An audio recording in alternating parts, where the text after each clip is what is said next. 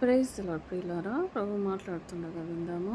Church hurt అంటే చర్చిలో తగిలే గాయాలు విశ్వాసులకు కానీ, లేకపోతే దేవుని ఆ, ప్రవక్తలను కానీ చర్చెస్లో ఉండనియరు. ప్రభు పిల్లలను చర్చెస్లో ఉండనిస్తలేరు కాబట్టి చాలామంది చర్చెస్ని విడిచిపెడుతున్నారు. మీరు గమనిస్తున్నారో లేదో, వాళ్ళు తమ సొంత సేవ చేసుకుంటున్నారు.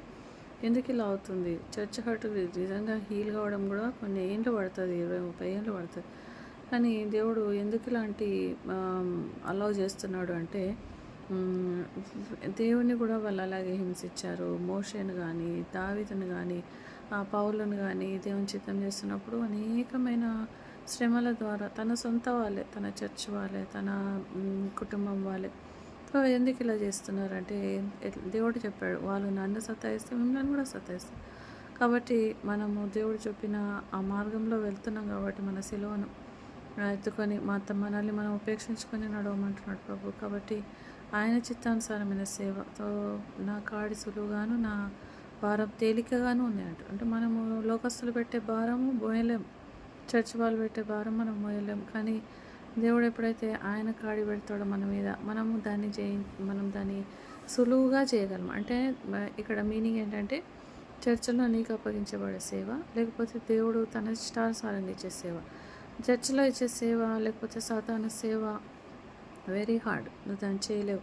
కానీ దేవుని సేవ చాలా అల్కగా ఉంటుందంట. నిజంగా నాకు చర్చిలో ఉన్నప్పుడు ప్రతి సండే ఒక భయంకరమైన డేగా పోయేది. సండే అంటే నేను భయపడేదాన్ని.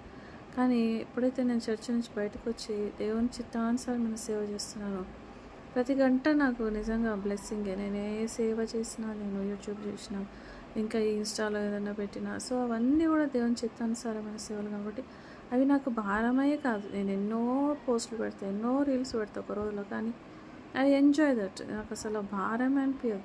అంటే దేవుని చిత్తంలో ఉంటే భారం అనిపించదు. దేవుని చిత్తంలో లేకుండా సతాను కాడి ఉంటే మాత్రం అది మనం మోయలేమని నాకు చాలా లేట్గా తెలిసింది. ప్రభు నేను కూడా వెయిట్ చేయించాను, కానీ నేను దేవునికి ఎప్పుడైతే లోబడ్డానో దేవుని చిత్తంలో ముందుకు సాగాను. ఒకవేళ నువ్వు చర్చ్ హర్ట్, చర్చ్లో మెసేజెస్ కానీ, పాస్టర్లు కానీ, అక్కడ ఉన్న వాళ్ళు కానీ, నీ సొంత కుటుంబస్తులు కానీ నేను గాయపరుస్తున్నట్టయితే సంథింగ్ ఈజ్ రాంగ్. అక్కడ నువ్వు ఉండాల్సిన అవసరం లేదు అని ప్రభు నీకు తెలియజేస్తున్నాడు.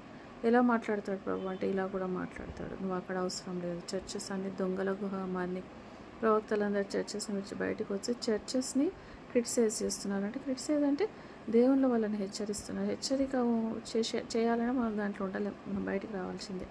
కాబట్టి దేవుని చిత్తానుసారమైన సేవ దేవుని చిత్తానుసారంగా చేద్దాం గాక.